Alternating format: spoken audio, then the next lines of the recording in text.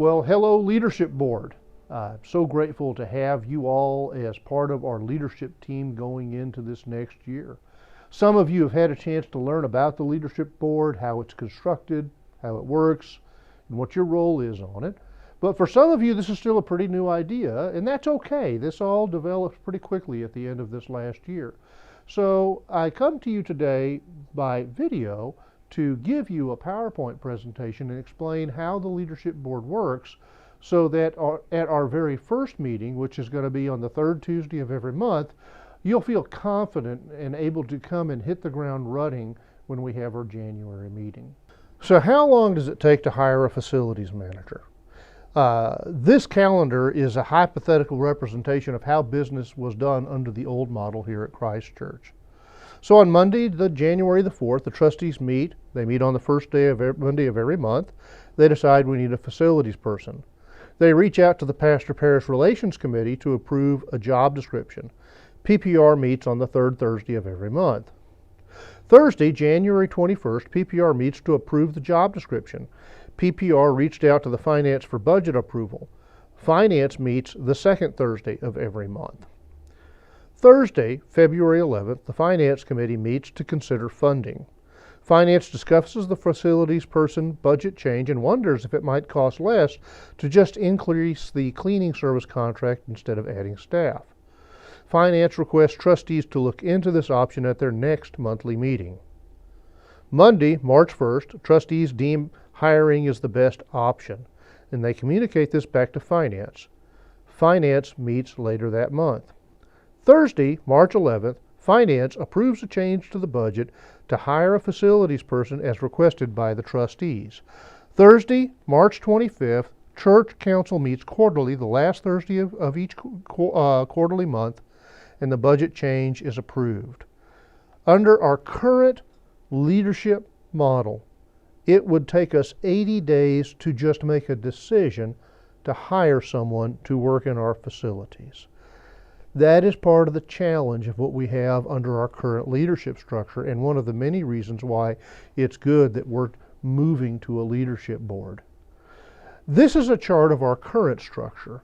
The charge conference is, of course, the ultimate governing authority for the congregation. Then we have the church council, which has 21 members.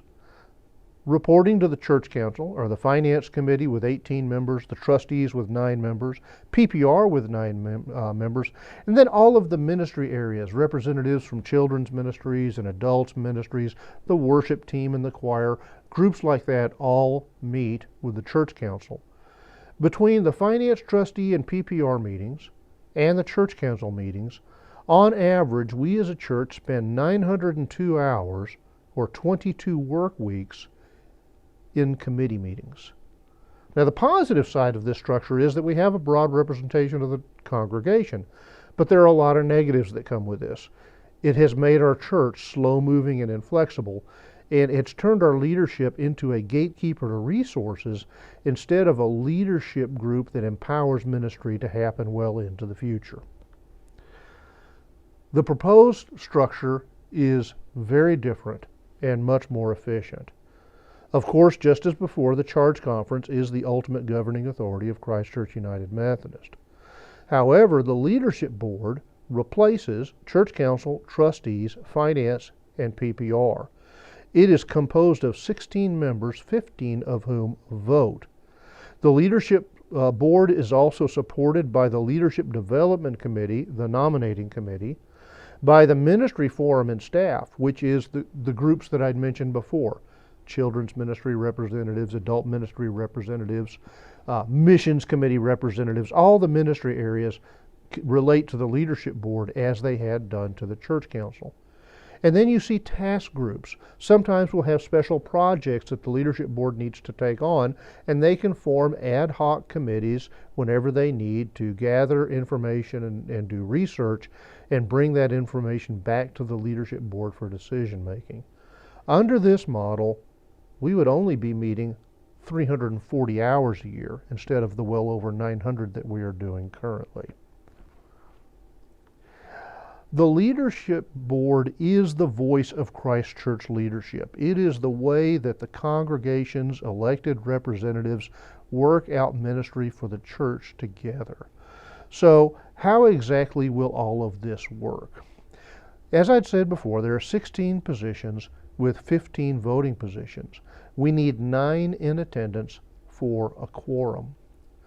Finance issues will be discussed by all members of the leadership board, and all 15 voting members may vote. Trustees issues will be discussed by all members of the leadership board, but because of the disciplinary requirements, only the 9 at-large members may vote on trustee issues. PPR, or staffing issues, would be discussed in executive session by the 9 at-large representatives, the chair, the vice chair, the lay leader of the church, and the senior pastor of the church as well. And just as with trustees, only the 9 at-large members may vote. Now, when I say executive session, I want you to think about a school board. When a school board holds a public meeting, when they have to discuss confidential human resources issues, they close the doors to that meeting and they handle that at the end of their agenda. It's very similar to what we're doing here. The Leadership Development Committee will continue to nominate new members of the leadership board as they roll off. We are encouraging the nominating committee to be mindful to have a good balance of people with PPR skills, finance skills, and trustee skills. The senior pastor will serve ex officio at all sessions, both open and closed. The ministry forum is really where a lot of the leadership and the strategic thinking is going to take place. You'll have your worship teams, your hospitality teams, your discipleship teams, youth and children's, care and compassion and missions.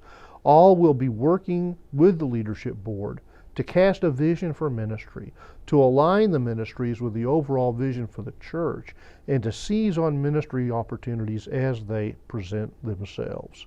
There are 13 representatives from the ministry forum. All have voice at the meeting. They do not have vote. The votes are restricted to the actual members of the leadership board. The nominating committee, the leadership development committee, will function as it always has. It will be independent of the leadership board. It will have 9 members, each person serving a 3-year term, and it will be chaired by the nominating committee. It will nominate and bring forward people to fill open positions on the leadership board, and those nominations will be approved at charge conference. So what would a typical leadership board meeting and ministry forum look like? Well, we see it happening in 3 different segments. We love, we learn, and we lead. We begin in our gathering with just visiting and a light meal, a time of fellowship, and a time for worship. We learn together as the representatives of the ministry forum talk to us about what's going on in ministry, what the opportunities are, where the growth areas are, and what resources might be needed for them to be able to be effective in what they're doing. The Leadership Development Committee will continue to train and guide the leadership board as it lives into its new role.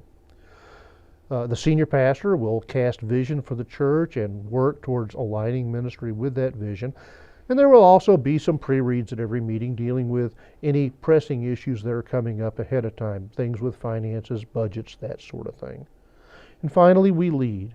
During the open session, we handle our business, we develop our communication plans, we set action items, and when we're finished, we pray together, we adjourn, and then, of course, if we have staffing issues to talk about, we'll go into executive session and handle that as well. So why all this change? Well, we can do ministry better. We can streamline the process of decision making so that decisions can be made more quickly and more effectively. The leadership board will also increase the staff's accountability to the church, as they will be presenting to and asking questions from the leadership board at every meeting. And finally, the leadership board is designed to stimulate more strategic conversations. We don't just want to talk about the budget and remember what we did in the last month. We want to dream big dreams and follow God's bold vision for the church, and we think the leadership board frees us to do that. I'm sure you have questions about this. We've anticipated some of the questions in this FAQ section, and rather than read this to you, you're welcome to read this at your leisure. And then if you have further questions, I want you to feel free to email me at my email, jpowers@cc-um.org. The Leadership Board will meet the third Tuesday of every month, and we will meet in Covenant Chapel. These are open meetings, and nothing would excite me more than for people to show up and participate, members of the board or not, because Christ Church is your church, and we are all called to serve.